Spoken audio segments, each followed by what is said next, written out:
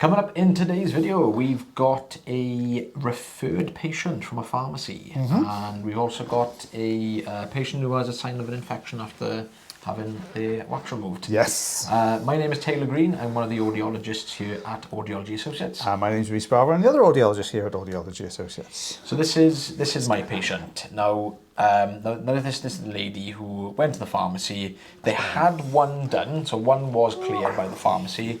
But struggled to do this side, and I'm not surprised because it is solid.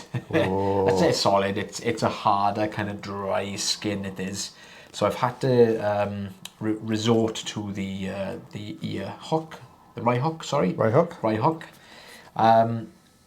Tried suction for a couple of seconds, but I could already kind of feel on the suction tube that it was not really going to go anywhere. So that's why I've kind of swapped over. You can see it's all kind of unraveling now. I was going to skin. say, it's that unravelly wax. It's got that hard underlayer that just folds out. Yeah, and then it's got this dry piece there, and it's just kind of loose and sitting there behind all this dry skin.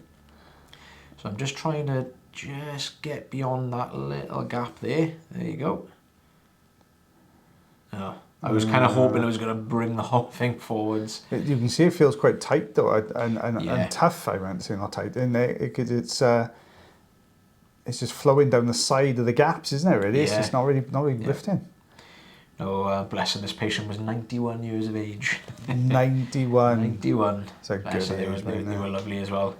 Literally sat through the whole thing. They were like a trooper, to be fair. We sometimes see, well, I say sometimes, we pretty much see this all the time, don't we, with, you know, patients that are in their sort of late 80s, 90s, maybe a little bit younger than that as well. A lot of dry skin. But I know we've mentioned a few times, it's just where the ear kind of stops producing all the oil, the natural oils in the ear to, you know, it helps to keep the ear nice and, you know, moist and, it just kind of dries out, and this is what you kind of end up with then, is these very thick layers of like keratin. Yeah, right at the entrance. So just go in about, I don't know, a couple of mil, and it sort of really stops a lot of the wax. It kind of almost like it becomes like a speed bump for wax. So it kind of hits that and doesn't really, it's not even good to get past it, and it just sits there and dries out a bit, and then everything backs up in the system from there then. Yep. So we've got the forceps here now, just trying to remove all these kind of loose bits near the entrance. That's a nice little piece we got there. I can see this little bit at the bottom. I'm just trying to hold the ear open. Ooh. Oh, yeah.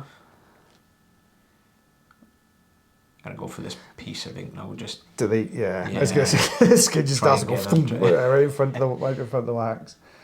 Sometimes it makes that clarinet noise, and sometimes you're lucky, and as it bunches the sides in, it'll get a good suction grip, and then it starts peeling away quite nicely. So that's so far so good. Not the biggest of ear canals, is it? No. It's not, you know, look at the size of the suction tube there compared to the kind of diameter of the tube compared to, it's almost filling that ear canal when it goes in. Yeah, it's pretty tight there, to be fair, because there's a little bit of dry skin at the bottom here now, which is just, I'm trying to go beyond it to get that wax. You can see it's just lifted, it's just following the suction tube. Sometimes if you can get a grip on the wax as well as that bit of skin, as you pull it, it pulls the skin with it as well, doesn't it? Yeah. Look, it's quite loose, that bit behind. So I've put a little bit of oil in now just to try and get this bit of skin away. Good idea. Sometimes it helps to shear away that skin a little bit easier. You can see this, how much this is holding on. It's all kind of stuck right up the side of the ear canal here. You can kind of see as that skin is peeling, the oil is kind of following that peel, and it's getting, it's allowing us to get it away more comfortably. There you go. I mean, it's not uncomfortable, but sometimes, you know, you have to mention to a patient when we're peeling skin away, especially really dry skin. We always mention there might be a sensation of like pulling. Yes. That's just the skin kind of peeling away, but you know, some patients don't like it. I mean, I'm not saying they don't like it, but you know, it just feels really weird. It's a strange. It's a strange. I always say to patients, you're going to get a bit of a pull. You might feel a little tiny kind of scratch as it comes away at the end, but that's it. It's not ridiculously painful. It's just a little bit of a discomfort, and it lasts a split second. So we got this like rock at the back. It's solid, isn't it? Yeah, it's like a nest. It's full of hair as well. Yeah. There we are. Lovely. I had to use the forceps to pick that one up. I'm not surprised as well. Gosh. There we are. So there's a bit of a mixture there. We got a inch and a quarter. I'm gonna go that one. Yeah, I'd probably say, I mean, it left a bit of a gap in the middle there, probably about 3 centimetres there, that one. Oh, there you go. That's a foreign body. That's a foreign body, that. I didn't know we were doing this one either. So, yeah, foreign body here. This is Katie's video. So, this is a hearing aid dome. What you can see just inside the ear canal there. Oh, that's a tight one as well. Doesn't happen too often, you know, but you do get it every so often. Best tool to use is exactly what she's using here. I can see she attempted it with a right hook, but we've got that nice central section. This is the infection patient. Yeah. Because you can see those canal walls have sort of come right in. I should have watched the video before we there you go. started voicing it over. Look at that. You can kind of see you can almost kind of guess what's happened here. You know, this patient's almost had an infection. Yeah. Bit of swelling has caused the ear canal to almost kind of close up a little bit. Yeah. Patient's popped the hearing aid in, and where the dome has got beyond that sort of swelling, as patients tried to pull it back out, it's just pulled away from the hearing aid. That looks narrow, doesn't it? Look at that. You can see that vacuum. Yeah. Yeah, I would have left that alone as well. She tried to do it, but you could just see where it just started to collapse in around that tube, unfortunately. So normally what we've got is a really good relationship with a prescribing pharmacist. So we can they send a lot of their ear stuff up to us. And if we get anything like ear infections, things like that, because it is a bit more difficult at the moment to get a GP appointment, isn't it, here in the UK. So we'll send our patients down to a prescribing pharmacy. We book the appointment there and then while they're here and send them down. And they can get the treatment usually the same day, or if not the same day, usually the following day. Whereas like I've tried to get a GP appointment recently. We tried to get a GP appointment. I haven't booked one for ages now. I think I was phoned up at 8 o'clock in the morning to get an appointment, and then they said, "Oh yeah, is it urgent?" I said, "No, that's just a routine appointment."